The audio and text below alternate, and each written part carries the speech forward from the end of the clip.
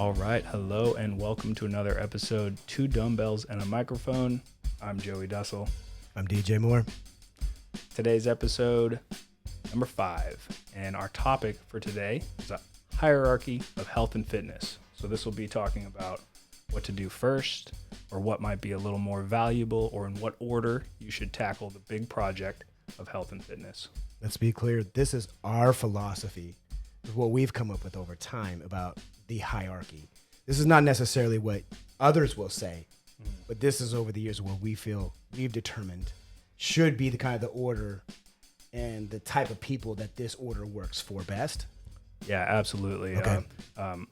Built on experience and also on a hypothetical person. So, of course, any individual will need to modify this based on the problems that they have or the challenges that they face, or the things that they've already achieved and the things that are already going well. And so this would be a hypothetical framework, kind of giving us a chance to talk about why things are positioned in the order that they are. And then maybe you'll know a little bit better how you can adjust that for yourself. Yeah, because everything has to come back to the sustainability of whatever efforts you're trying to do here. Exactly. Right? We could offer all this advice, and if it was the perfect situation, these would all be great for you. But we know clearly that not all situations for us people are ideal. And so while we want to give you the ideal hierarchy, we know that there's going to be some modifications you're going to have to do on your own. So exactly. we'll try to help you out as best we can and clear it up.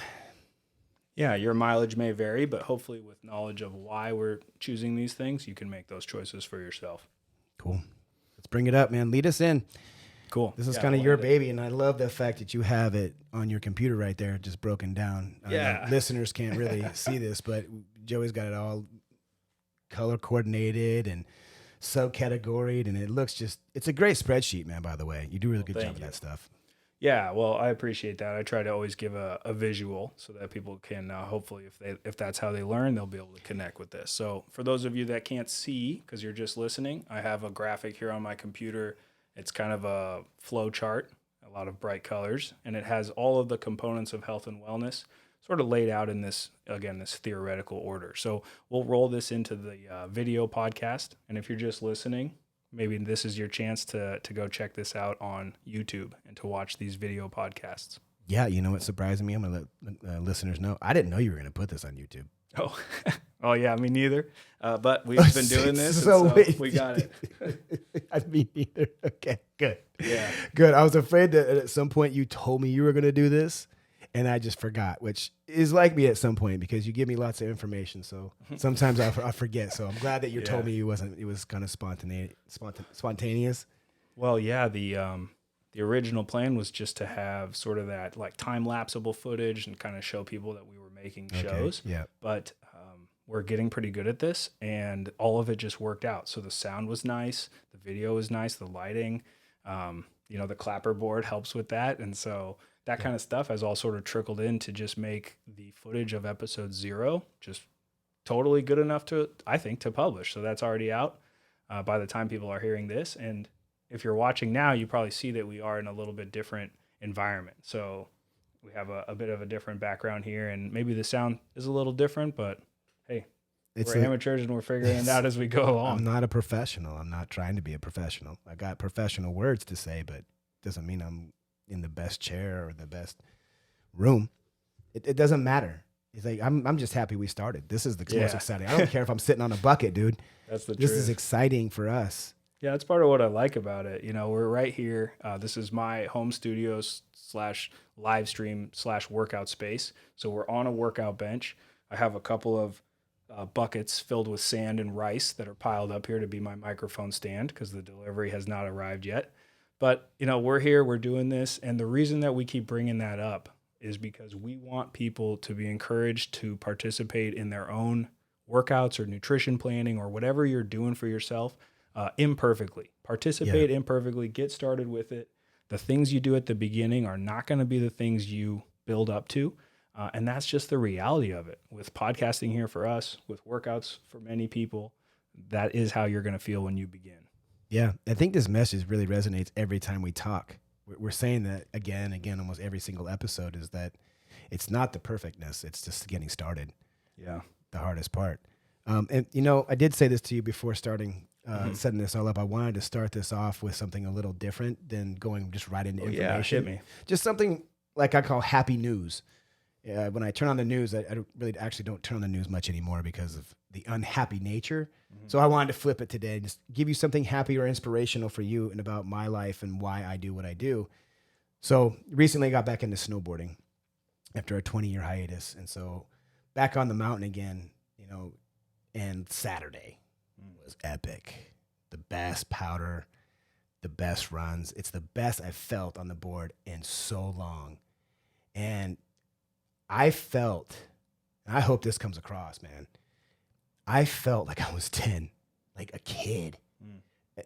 So enjoying the moment, even though it's so physically hard to go through tree lines and powder, and it takes a lot of work and effort. Yeah. But the joy that my heart had from just weaving in and out of trees and getting splashed and with all this powder was so childish and so great. And I felt so good inside. And I wanted to encourage people because this is my play. I work out and I do my body in a way so that I can play. And so now it was just this justification of saying, why do I do what I do? What's my purpose? Is because on Saturday, I got to enjoy the best snow that mountain has seen in years. And I got to do something that I haven't done in years, which is weave between the trees like a maniac. And I love it in like waist deep powder. Everybody's going to be like, yeah, we love that too. Yeah. It sounds fun. It is. Well, yeah. For me, it's absolutely a joy to be able to physically be able to do that. And if I wasn't taking care of myself the way there's no way I could have done what I did for as long as I did. Mm-hmm. And so I just want to share that. I know that this has that positive effect. Doing something with your body like I do will yield to playing. And I think we should be able to play. I think it's missed in our middle age. Oh yeah, absolutely agree with that. The playful spirit is something that is so rejuvenating when you participate in it yourself. I think, for myself, and I've heard this from others as well, you tend to do a lot more physically than you ever would in a workout or a day of work, but not even feel it in the moment because you're completely enthralled by how it feels to just be doing whatever activity. And so for you, it's snowboarding here with this example from this weekend, but that ability to be fit enough to like punch your own ticket into participation for what you enjoy, I think it's worth it because you're the one that derives the enjoyment. And so it really balances the hard workouts and the laundry and all that stuff. It makes the workouts make sense. Yeah. I know that I'm talking to a group of people and I'm focusing on that kind of middle-aged band of people where we stop playing because we know if we play too hard, we might get broken. And it's oh, no. I want to reverse this idea of no, I want you to play and then maybe you will get broken when you play, but we'll be able to play again soon because we've taken care of our bodies enough to heal. Yeah, right? You got to stay durable. I'm always at risk at doing what I'm doing. Dodging trees is not something that you should just do right off the rip, but I had a lot of years of snowboarding prior to that quit, by the way, that 20-year hiatus. Okay, I had a lot. I was curious. Obsessed. Yeah, obsessed, right. Dude. So it's a return, definitely. Yeah. But you know what? There's something to that, like I think with snowboarding and for myself with martial arts and for other people with other things, I'm sure, yoga, everything. There is like an amazing meditation sort of thing that happens when you have such focus on one activity and it's to the absence of everything else. And so usually it's moments where it's kind of high stakes, like, ripping through the trees or combat in martial arts sparring. I agree. In our sparring sessions, but there's no time in your mind for bills or budgets or drama with your spouse. And so you have this sort of natural meditation. It's almost like it's forced on you by the situation, but I think that's something that is so important for your body. You get a reward from it. It feels absolutely really good. We can refer to it like maybe it would be like a runner's high. Yeah, flow state. We've heard people say this runner's high, and that's when when I'm weaving through the trees like that and coming out, clean and making it down to the bottom. There's this euphoric. Survived. Yes, there's take that. Yeah. And then there's this, oh man, my quads are burning. And it's like, oh yeah, but I'm going to sit on this chair for another 2 minutes once I go up, and I'm going to get off and be ready to go Recovered. again, Yeah.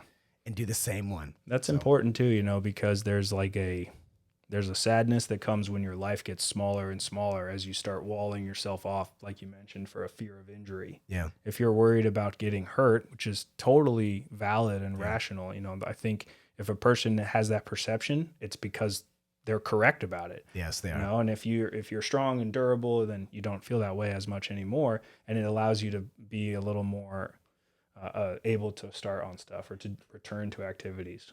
I can take greater risks with my body because I know my potential. I know what it will do physically.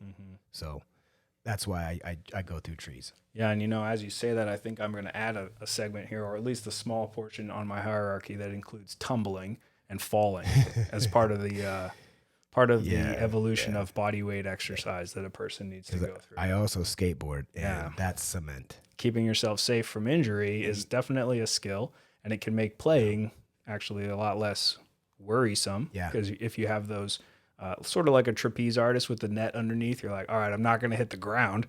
It's okay if I make a small mistake. I'll try the triple flip and catch it instead of only staying on the bar. Yeah, I love it. Well, that's just the kind of that's happy news, man. Yeah, I like it. It does really reward you in more ways than one. And we're not talking about fat loss or muscle gain or anything like that. We're just talking about the reward of feeling like you're a kid again. I'm so glad you brought it back to that because I had kind of forgotten, but I wanted to mention that it's your description of a snowboarding weekend and how that feels for you is not something we can photograph as a before and after. It's not measurable on any kind of scale, inches, nothing. And so I think it's really important to showcase that even fitness trainers who are obsessed with that as our lifestyle still value the outside of gym activities and what those things get for us. Absolutely. And if your trainer doesn't do anything else but work out in the gym, I'm not saying, okay, I don't want to be rude. I mean, red flag maybe it's a red flag. I might have been that way when I was young as an obsession, though. I don't know. True. Well, then maybe this is a word to those who are like that. Yeah. Hey, man, take that body of yours and go do something with it. Yeah, preferably something new. So you have to learn a That's new what skill. I If picked you're up young, skateboarding something new. 5 years ago because of that idea. Yeah. I said, well, I can squat a lot of weight, but who cares? We'll have to put that in as a podcast, man. What else can this body do? All right, so let's get to this hierarchy. I know. Yeah, We're already 12 minutes we in. had a little bit of a detour, but I think it's an important thing. And, the fact that it's part of the content is because it is important. It is important, please. Yeah, absolutely. So let's keep in mind what you just shared, DJ, as we talk about this next part, because it can get a little bit of like a TED Talk, and we don't want it to be that way too much. I'm fine. Yeah. I'm not. So we'll go back and forth on this, but again, I have this graphic here on my computer, and it's a little bit difficult to read all of it, but the main bullet points are that at the beginning, at the start of the hierarchy of health and fitness for this theoretical person is nutrition. I think that this comes first because of a couple of reasons. Number one is the frequency. 3 times per day plus a snack. That's more than we go into the gym. So nutrition is going to be more often a component of our health and fitness than the workouts will be. You're going to be hungrier in the day than you are craving a workout in the day. That's true. Yeah. There's sort of a different motivation where the body is going to give you appetite for food, but it's not necessarily going to give you appetite for the iron in the gym. Yeah, and that's okay. I mean, we understand that. And I don't know if a lot of people really grasp that concept about how much nutrition should be on your mind. Mm-hmm. And it comes up more frequently than you're really maybe realizing. Yeah. I eat more than 3 times a day. That's the other calculation you can do. That this actually could be more frequent than just the 3. Yeah. But the other side of the nutrition is that there's also a kind of an imbalance on the time, which is that it takes tremendously longer to burn any amount of calorie than it does to eat that number of calories. And so if we think about it just from kind of a harm mitigation, it's so much easier for us to avoid ingesting 250 calories of whatever than it is for us to go create 250 calorie of deficit by working out. Yeah, by movement. Right. Yeah, you know how long it takes to work off of that little small Dorito bag? It's 240 calories. I know these numbers off of these bags all the time. Yeah. You know how long it takes to burn 240 calories? Whew. Man, and I'm in shape. Burning off 240 takes a while. Imagine if you're not. I think it's about 100 calories for running a mile. Yeah. And it varies, of course, by body type and how much body you have to move for that mile. Yeah. It's going to be more expensive for DJ than it would be for me.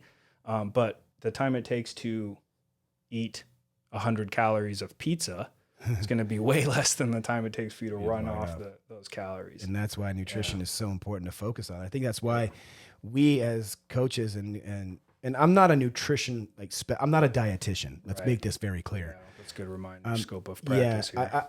I understand nutrition quite well. I understand how to lose weight, how to gain muscle. That's all obvious. I'm not going to give you exact numbers on how much protein, carbs, and fats you should be eating. I would give you rough and based upon your lifestyle and other same calculations we make for ourselves. But yeah, I think truly this is one of the hard parts for people to really grasp is it's so fast to eat calories. Yeah. And you in a blink of an eye, and it's not their fault. Too. Sometimes these companies put these packages out there and they make these serving sizes so small that you don't even know. Like you could look on the back of a package and realize it's only 8 of these chips. Yeah. And you're like, wait a minute, just 8? Right. But the packaging is small and they show you, oh no, it's a little bit. And so it's so easy it's to misleading. it's very misleading. Right. Or on the back of cereal, you'll see it's a 1-cup serving. Right, which is way less cereal than most people eat. You by accident dump in more than that. And Right. so I agree with this nutrition being why, most people make their better changes when they start with the nutrition over the exercise. Because you're right. It's the amount of times you're going to have to eat. And if you do that right, you will change. Well, you could change rather rapidly if you diet right. Yeah, and I think that's kind of the third pillar of why I place nutrition at the very beginning, which is our own body's hormonal response to the food we eat. And this is something I always just make pretty clear to people by saying, think of this. If we had a 2,000 calorie diet that's made up of meat and vegetables and nuts and seeds versus a 2,000 calorie diet that's just entirely Sour Patch Kids candy, straight sugar. Ooh. How are those two going to affect your body? Now, obviously, they're both 2,000 calories. They're exactly equal in how much energy they provide your body. But the way your body responds to you putting Sour Patch Kids into your mouth over and over will be different than how your body responds to various different macronutrients, right? Proteins, fats, and carbs.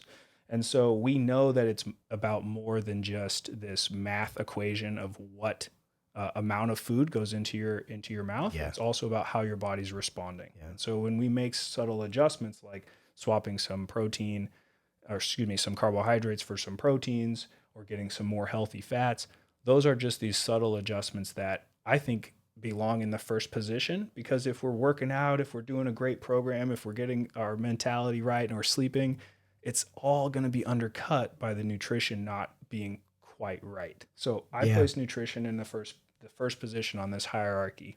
I like that position because it rings true with me too. There's going to be some other people who say differently, and that's fine as well.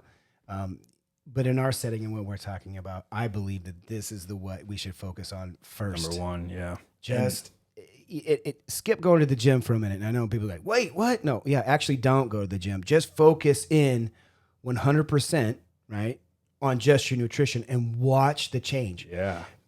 I know this is a hypothetical moment right now because nobody's going to really do this. But if you did, it would be amazing what would happen to your body. Not just what happened to your body, but how you would your brain would think, because you're getting the right foods that produce the right chemicals, which trigger the right responses. Yeah. And so therefore, all the things in your body start firing better. You become better at thinking and speaking because of the foods going in.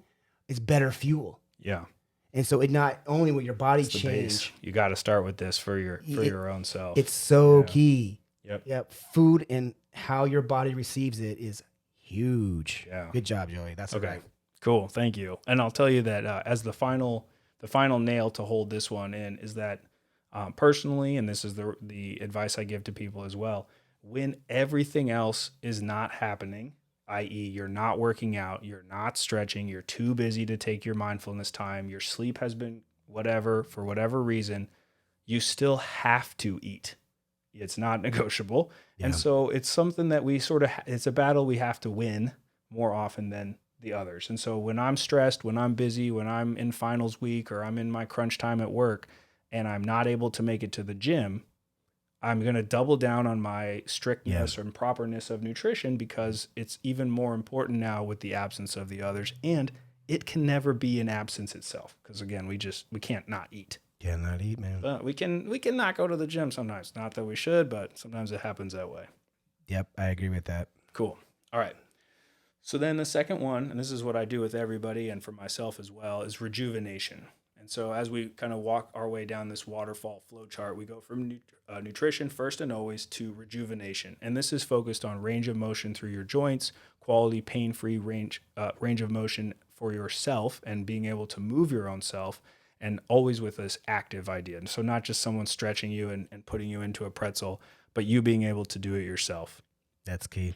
You know that there's a company that does this for you. I think you used to work for them, right? Yeah. Yeah, you go in and they'll do your own assisted stretching, which I don't disagree with. There are people who probably really do need this. Yeah. And it's viable, but I agree. I'd benefit from it too, but I prioritize the active range of motion, especially in this phase, because we get this body awareness that comes from moving ourselves, and that's going to be a critical skill for the flow chart that is yet to come. And then also you have this knowledge of exercise that we start laying the foundation right now. So the rejuvenation movements will be, for example, holding a split squat stance. That's like a lunge, right? 1 foot in front, 1 foot behind, not moving up and down, just holding it. Static. Exactly, not moving. But while you're there, the brain is sending signal to those muscles to activate in that specific pattern with each other. And then also we get that practice of movement. So you're going through this and you're getting the way that you're going to be when you have a load. One day it'll be a kettlebell or a barbell or a small child, but we still need to be able to do that from our current position. So we start laying that right now in our rejuvenation. Yeah, and I'll just take it from there. You can go for it. Yeah, do what you got to do. Well, because let's make it a little bit more clear like this. Like I'm starting my clients off with mobility and flexibility training.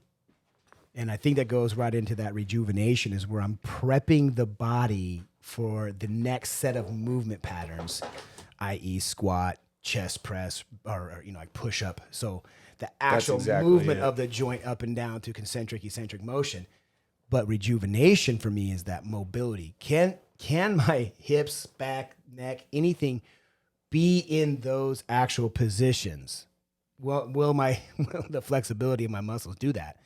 And if they can't, why would I be teaching you to squat or push up when your shoulders or hips won't go into those positions because they're impinged and tight? Right. Let's open those parts up, tendons, ligaments, and muscle tissue, and let the body be able to move first. Yep. We have to be able to move ourselves before we can start with external objects. And I think people get this exactly backwards. We even call it what did you do at the gym? Oh, lifting weights. Yeah. Well, what about lifting yourself? Okay, well, what about preventing yourself from falling? That would actually be the first. And we're getting a little scientific here, but there's a difference in the way your muscles are tasked when they are working either to create movement or to resist movement. That's right. Yeah. Yeah. And so holding a plank or holding your chin over the top of a pull-up bar is going to use your body slightly differently than it would to move up and down. That's right. So at the very beginning of rejuvenation, we actually focus on anti-movement stability exercises. And so we'll hit the core, we'll have a squat hold, we'll be in whatever range of motion we can hold in the pull-up. And those have a profoundly rejuvenating effect on the body because there's blood flow, there's muscle activation, and that's going to be something that I think sets a great foundation for long-term success. And it actually sets a low threshold of pain too because of these positions. The body is actually able to handle those better than these full range of positions right away. Right. And this is where your clients become really sore all the time because you're putting them right away through these ranges of motion that they're not ready to do. Mm-hmm. And they become excessively sore sometimes, which we want to avoid. I've always tried to avoid, or having joint pain. You're correct. Yeah. And so you're right. It's these positions that I think should be keyed in first, and no one's really talking about it this way. Mm-hmm. I think it's refreshing to hear someone say, hey, we don't have to squat with dumbbells right now. Yeah. We got a whole list of things before. this car's broken, man. We need to fix it. So let's do the first fixings that we need and then move on. Yeah. I liked it. To that point, DJ, it's like, this kind of thing is usually it helps people to kind of get back to where they should be. So a lot of people are probably listening and saying, okay, wow, yeah, I have an injury or shoulder pain from the computer or whatever. Yeah, we would like to go through rejuvenation, but this is also the hierarchy to start someone off. So if I was taking my little nephew to the gym for the first time, I would talk to him about the importance of eating before and after his workout. We would go through rejuvenation type movement patterns because I would want even his youthful and inexperienced body to be exposed to anti-movement, static contraction first, body awareness practice, building the knowledge of exercise, and setting up those habits. Well, rejuvenation it doesn't have an age. Mm-hmm. It works for all ages. That's a great way to sum it up. Yeah. Why differentiate? Yeah. I still do these things too, and you do these things. Yeah. And we're years apart from each other. Yeah. So it would make sense that you would take, a young child and show him. I would too. I would take a young child and show him these things first, things I didn't do first. Yeah. Yeah, me neither. And I love that you bring that up because, as we talk about this and I show this graphic, it's definitely not to say like, look how important personal trainers are. Well, look how much we know. This is why you need to get us and hire us. Instead, I want you to have this info for yourself and just be able to use it like I wish I had when I was younger and I could have gone through these phases properly. Young buck, put those weights down. You need to do this first. You're going to blow out your shoulder. Try this. The next time you go to the gym, if you're lifting weights and, bent over row, pulling the weight from low up to the side of your torso for the muscles of your back and shoulder, can you hold that weight at the top for 1 second each rep? 3 seconds, 5 seconds. Maybe one workout a month should be you, instead of doing 20 up and down, holding it at the top for 20 seconds. I do this kind of stuff in my training too. Yeah. And if you find that you need to develop your strength there, you will do nothing but benefit from filling in that gap. Yep. And that's, again, coming back to this hierarchy. I think that the 5th stage will be better for a person if they've fully expressed the first stage, if they've gone all the way through these different patterns and followed this hierarchy. So when we share this, it's to maximize what you're going to get from the big, sexy barbell weightlifting, even though we're talking about body weight anti-movement. Yeah, that makes sense. This is one of the problems we've had as trainers, you and I, is that the culture out there shows a process that's different than this. They show the 30, 60, 90-day approach where they're trying to get somebody to lose or gain as much as they can in such a short amount of time. And this process is not shown like we are showing it. It's a microwaving effect. Yeah, they're trying to get dinner done really quickly. And the people that are watching it are fooled by this process. They're thinking it is like this. And we're telling you, no, it should take you much longer. And it's okay to take much longer because the reward for this going through these steps will be absolutely far greater for you. And we know it will be because we've screwed up the process for so long and finally refined it to a process that we know will work for you. Yeah, that's true. I screwed it up before. Learn from ourselves and from our clients. Yeah. And so as DJ is saying, if a person is able to go through it and have this kind of buildup and they get more from the later phases and it's slower, I think that's actually, I would say, better. And I always use this as an example with the people, I kind of think back to my high school frenemies who were stronger than I was and lifted more weight and maybe continued to lift more weight in college. And then now do not lift more weight than me because my slow and steady and technically perfect progress has now surpassed them since they got injured. They've always been a little bit off on their technique of the deadlift, and now it's finally caught up to them. And so the slow, proper process ultimately gets you much further along than you will if you get derailed by an injury. And nothing derails your progress like an injury. And the rejuvenation is all about trying to prevent that, to keep you from having something happen. I think if you're looking into being a personal trainer and a coach, I honestly would have done this myself. Had I would have known about mobility and flexibility training, and if that would have been a course, that's what I would have taken first. Yeah, great stuff. Because now that I know this stuff and have had years of research and doing it myself, it's just so much more vital than the dumbbells and barbells and squats and all these other things. I was like, oh my God. Yeah, that's so true. It was a very enlightening moment when I realized that the reason I actually feel as good as I do is because I actually do way more mobility than I've ever done in my life, and stretching too. At the very least, you get yourself out of your way because you no longer have those tightnesses that are restricting you. And then I think the last thing with this rejuvenation type of mobility, flexibility, and movement patterning workouts is that this is also your pre-flight checklist, where if there's a movement pattern that is provoking pain, then we are absolutely not going to load it with external weight, fatiguing reps by repeated effort, confounding factors like a balance ball or whatever. We don't need to make it worse. And if it's going to be something that troubles us, I want to find out with you as a client, or I want you to find out for yourself in the earliest phase, right before the plane is off the ground. That's right. That's what we're looking at with the rejuvenation. So if you find something that is provoking and causes pain, this is the time, right? And now we can make hopefully a small compass adjustment that yields a great result later, rather than working on something and then needing to do a big change later. And we've seen that, right? Yep. People who have developed their bench press, but they've lost their posture. So their powerful chest is pulling their upper back out of position. Now they have neck pain.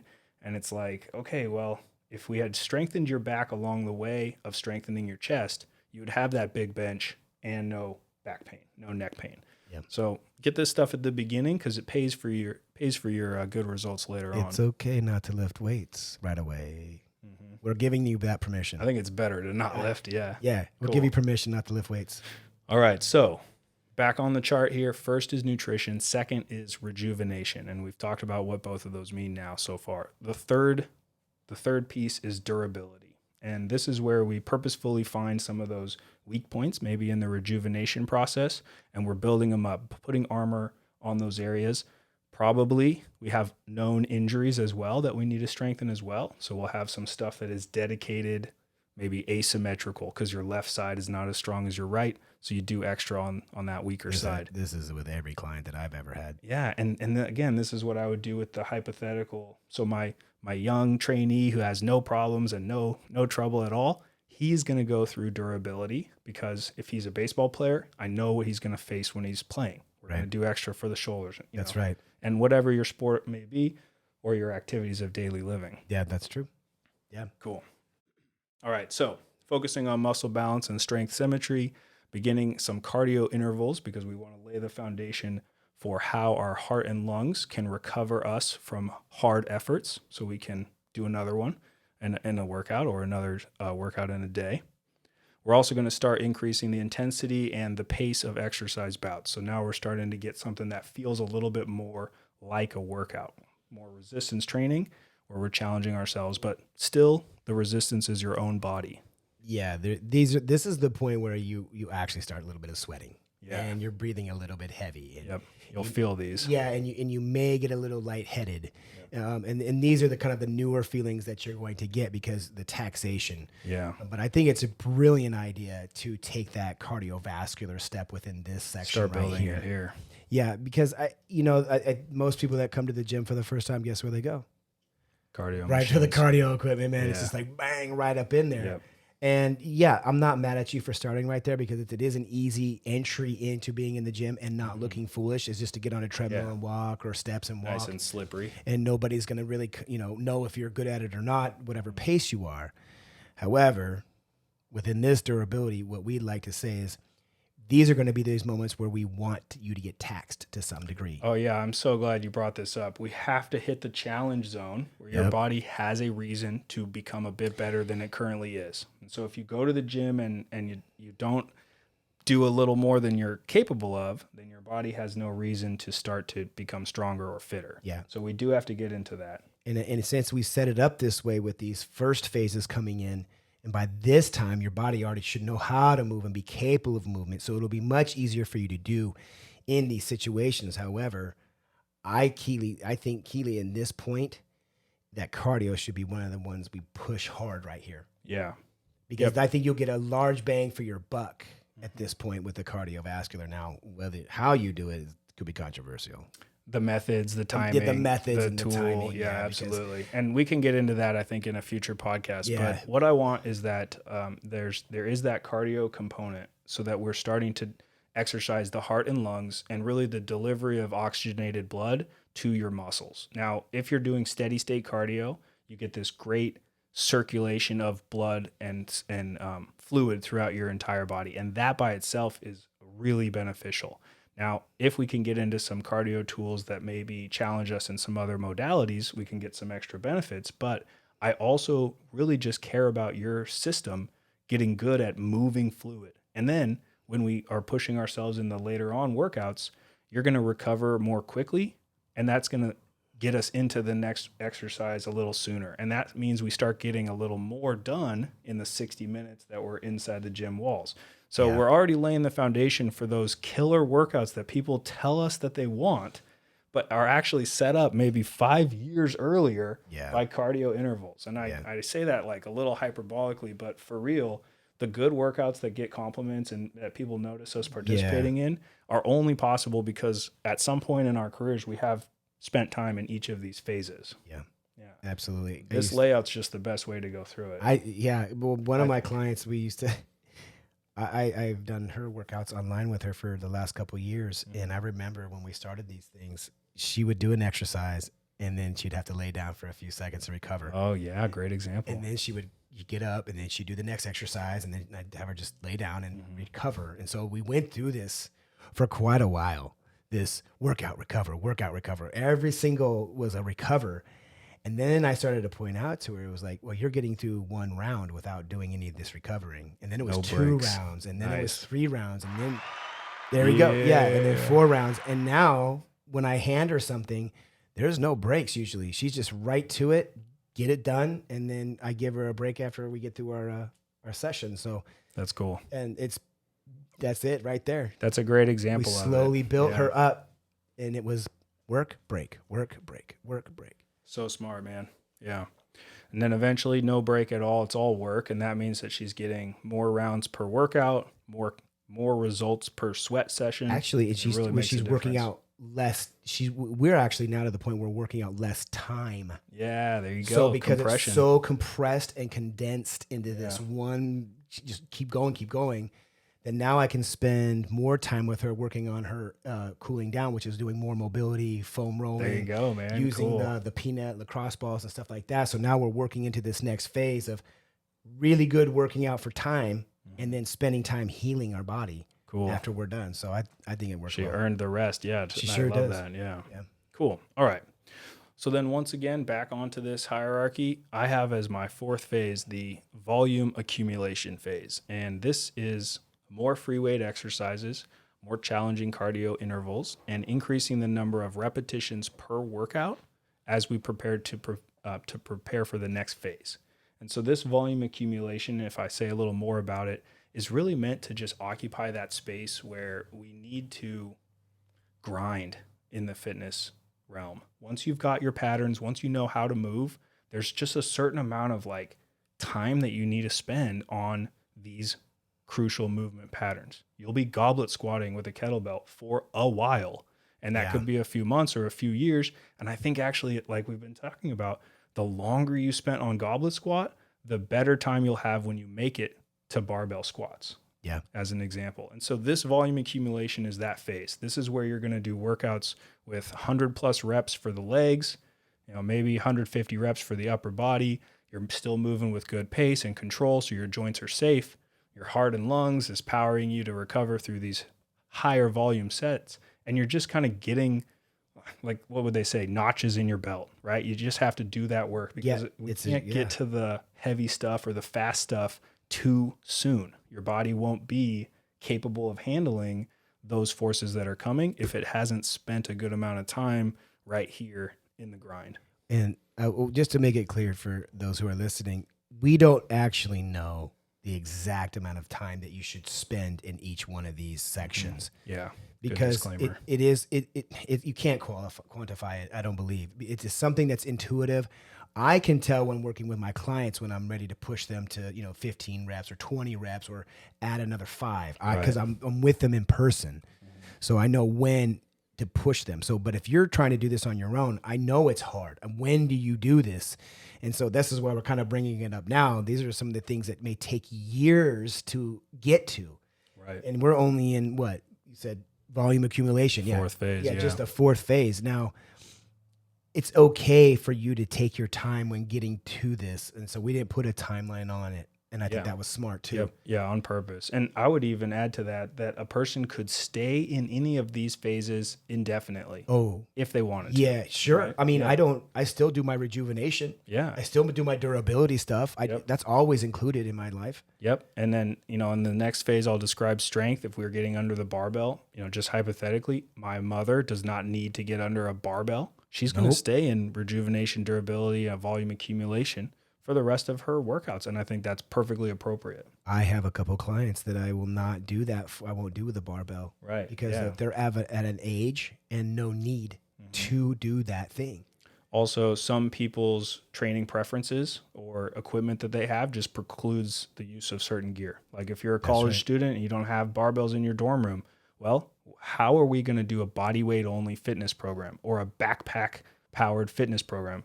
We're going to lean on these principles of volume accumulation to make sure that you still maintain proper joint safety, good technique. You can stay in that phase and you can continue to derive the benefits of it without moving on to strength.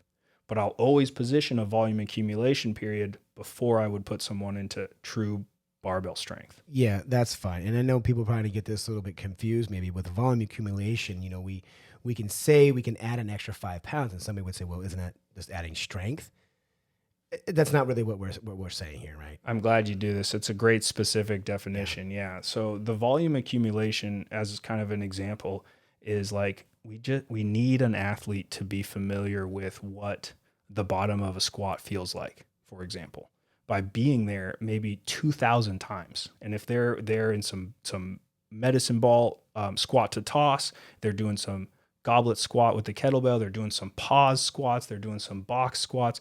I want you to know exactly what the bottom of a squat feels like and what a proper squat feels like on the way up and down, so that when you're under that barbell squat and you've lost your balance slightly and the bar path is deviated, you know it, and you know you need to bail out and you're going to dip the bar and be able to safely move because you recognize that it's an incorrect squat. Well, how can that recognition happen? By volume accumulation. You got to know what it's like when you do X, Y, and Z exercises so that one day when something's a little not right, you can say, no, my back doesn't feel very good. I'm not going to do any more of those. I'm going to go home today. And that's how you avoid a big back injury. Yeah. Right? And so we need those qualities in a hypothetical athlete before he or she gets their most out of strength. And so the volume accumulation is meant to give you that sensation of what's right and wrong because you've done so many of these, right? And the build the grip strength in your hands and really learn okay, that's proper posture. I thought I had good posture, and then I did a few exercises, and now I feel like I can stand up straighter.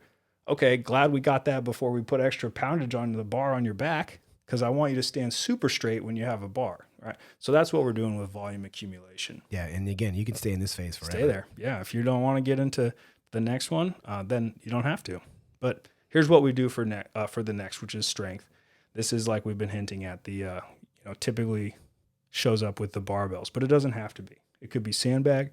It could be having a single kettlebell with super concentration reps. Kettlebells. Yeah, but we're going to see prolonged eccentrics with heavier weights. This is going to be stuff that's beyond our own body weight if we can. Focused on large time under tension with those heavy loads. With body actual real, because we talked about this, body tension. Yeah. Right? The body needs to be under these sort of really going to be concentrated. compressed moments, and like you bring squats up, and that really does it. Yeah. Even though, it doesn't look like it sometimes.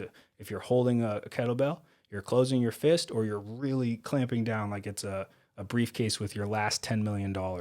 You're going to be holding that fist so tightly. And that's something that a really skilled coach can see sometimes if it's a visible muscle like the forearm.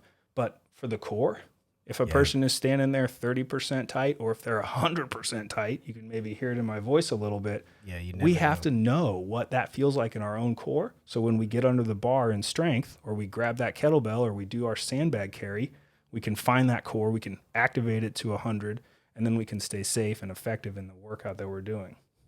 Yeah. Cool. This is the type of strength that we're talking about. Yeah. Yeah, and I know it's like, it's not you bench pressing 315 pounds or squatting 500 pounds. That's not what we're talking about when it comes to this type of strength. I mean, that may be your goal. That's fine. I'm not Sure. gonna take you away. Yeah, that's the really visible stuff. Yeah, I'm glad you bring that it's up. not the number that we're talking about here. It's Yeah. it's the type of lift and Yep. what the lift does for the body that makes it strong.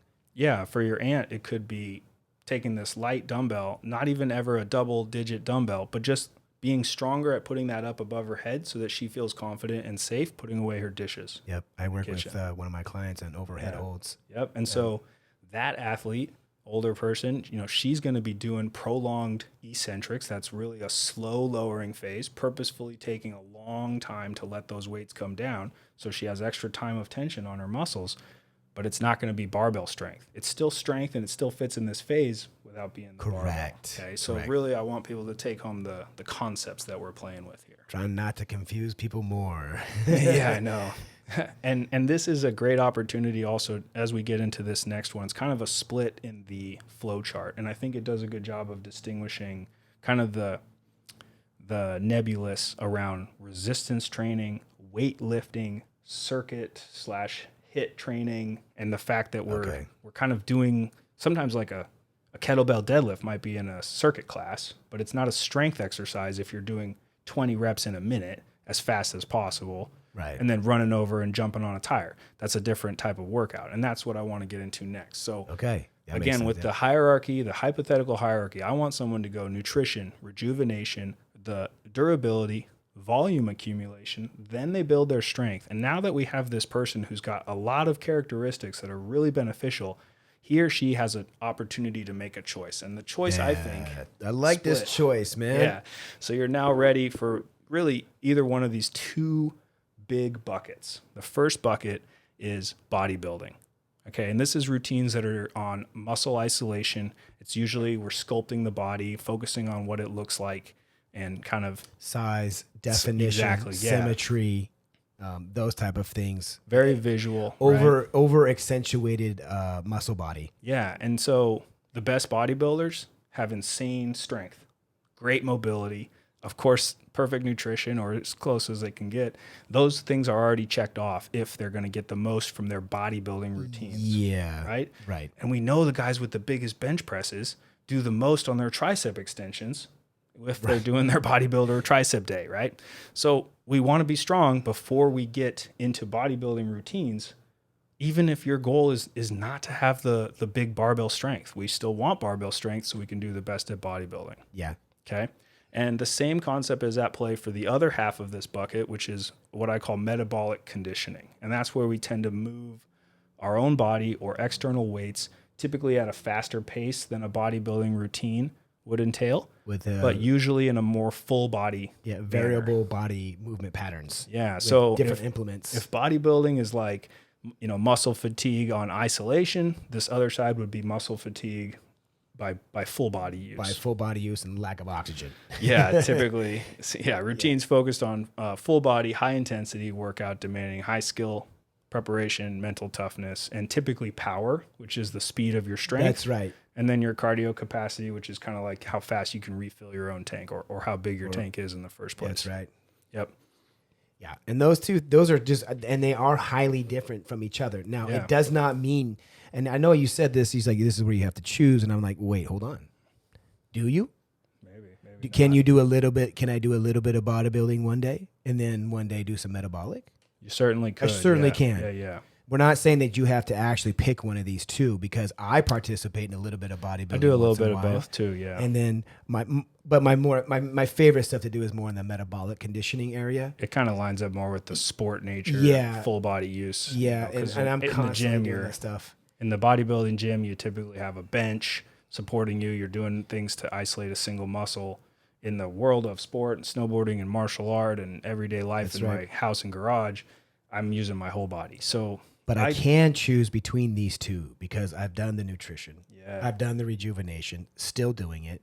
I still do the durability. I still do my volume, and I still work on my strength. And so when I'm ready to do and change whatever I want to, I can. Mm-hmm. And that's because I've put in the other phases first. Yep. Now, to be truthful, this is not how I did it. Like I didn't go in these steps. Yeah, I wish I had. Yeah, me too. This is how I would guide someone through. Yeah, this is what we're saying. This is how we would guide you now, and I would prefer.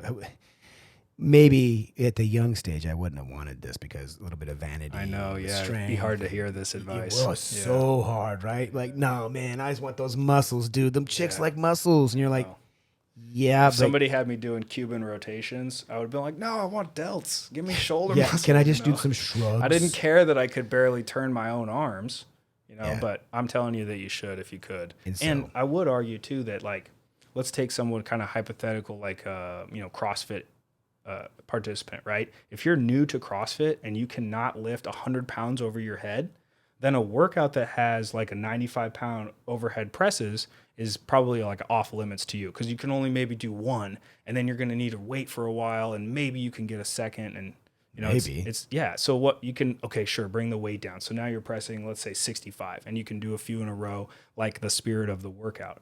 But I would say to that athlete, well, let's roll you back through this progression. Let's make you really strong to the point that you can press 135 over your head. And now when you come to that workout with 95, you're getting more work done in the 95 than you would lifting it as a 65-pound barbell. So a strong athlete does metabolic conditioning workouts at a higher level than a weaker athlete. I'd love to hear what the professionals like football, baseball, what these trainers are telling their athletes to do nowadays as far as the rejuvenation and the fixing of the body. Because, these professional athletes, they're, paid millions of dollars. And so it would just make sense for the people who are taking care of their bodies to be making sure that they're healing and fixing their bodies just as much as they're putting under all these pressures and strains. Yeah. And so if those professional athletes are doing it and we know it's really good for them, we actually know it's going to be really good for you too. That's a good point. If they do it when the money is behind them, then we should do it for ourselves too. And of course, they've got multi-million-dollar people helping them do this, but that makes no difference. They're still doing it, and we believe that this is the way they should do it. And I'm going to continue to preach this as long as I die, because this is. I wish I would have started with this way back. I've had to go backwards so many times to fix something. Yeah. So that I could get on to the next thing. And it's would have been so much better to just not deal with that. But we want to make sure that you guys hear this, and then maybe your next coach and trainer that you're picking will sound more like this. And we're not saying if they don't, it's okay. We're not, right. I don't. This is a big topic. We've already talked almost an hour, and we still have one phase to go here. Let's do that first. I think that at this part, once a person has gone through these phases and they've built up their hierarchy, they're getting the most from their participation. And, if they're going through these phases and they get to this point, I think there's a bit of a decision point that a person has to make to prioritize one style over the other to get the most out of either. Because if you're constantly in between, you're going to just be half of both. So I do like people to kind of commit to one side, at least for a training cycle, right? Be on it for maybe some years, and then come back into it. Because sometimes you metabolic conditioning, you're doing CrossFit for a while, you're getting great results, and then you kind of get a little tired of that. You can gravitate towards some bodybuilding for a while. You can build up some of those weak muscles, maybe the things in the chain that were the problems. When you come back to your metabolic conditioning workouts, I bet you move faster, feel better, and get more from those sessions because you've bounced between these two. So they're not mutually exclusive because they benefit each other, but they're kind of in parallel, and you can't be on both rails at the same time. Yeah, and I agree with that too as well. You could stay and do one of these phases and actually learn from it and go back and forth and back and forth. I don't do the same stuff all year round. You've heard the term periodization training. Maybe. Right? I mean, I have. I don't know if they have. Well, okay. So and I am kind of sort of talking to you. Yeah. You've heard of it, right? Sure. Okay. So I do that same idea of periodization training, but much different than the books tell you to do that. Because I have so many years under my belt of doing these other things, I can switch back and forth to many different types of things. Yeah. Because I have that years and years and years and years of experience of being just in one phase. Right. So for the audience that doesn't know, periodization would be a plan, right? That's set out usually multi-phase, can be as long as a year, longer for an Olympic athlete, where they've have these dedicated periods where they say, hey, now we're focusing on, for example, strength. After 12 weeks, we'll switch to power. From there, we'll go to competition skill or technique or strategy. And now we know here's your finals, so we're going to taper down what you do in the gym because you're competing in the tournament. Or I'm just making this up. But you're right that's for a person to have basically a plan that goes through scheduled. different focuses. It's a schedule of events that lead to an ending, and that's how I've been doing it. And unfortunately, most people's periodized plans are like 90 days to whatever small change on your body, and it's a little too short because we haven't even really had the time to get saturated on any one of these phases. And since I speak more to the middle-aged crowd, you have less time right now in your middle age to make these changes happen. Yeah. And to have at least a physical change, it's going to be much harder for you. Now, you can have a feeling change and a mind change and a body change feeling. But as far as shape is concerned, the longer you wait, the harder it is to have that shape change. So it's critical now, being my age, it's like, well, I do everything I can to maintain where I'm at. This is perfect, man. It's like you and I know each other because that's the next phase right here, maintenance. Oh, it is. Hey, right on. Okay. So I say this right here. Move to maintenance once you've had your fill of the results of both bodybuilding and metabolic conditioning training. So I think get the best of both. Take all the parts you enjoy. Make your own cream of the crop workouts that you've created from a lifetime of participation. And by this point, you should have a great mental knowledge of what you need to do every day when you just walk into the gym, what you feel in your body, or what you do when you do your own workouts or physical activity during daily living. Those things should be like pretty familiar to you, just like a lot of other self-care chore routines are. By the time you're an adult, you should be really good at brushing your teeth, cleaning your body, your house, preparing, all these things. And so let's add in nutrition and health and wellness as well, but let's actually make it a teachable curriculum so that this is something that you feel like you can get better at, right? And just like we were young, driving was this like ordeal, right? Backing out of the car after buckling in and what gear and and now you can do it with one hand while you're sipping coffee and trying to think about what you got to do today. And that's because you've developed proficiency. I think proficiency is the number one fitness advantage that fitness professionals have. We are so darn good at proper squats and workout structure and fueling our body, all those components of fitness. Well, that's through these phases and the time we've spent. Years. What did I say on one of it was 36 years that I've been doing this since I was 14, 37 years. No, 36, to be exact. Mm-hmm. So that's a long time and that's okay. To take that much time, and you're like, "Whoa, good job." I think we should all try to plan to work out for our whole life until they put the casket lid down, dude.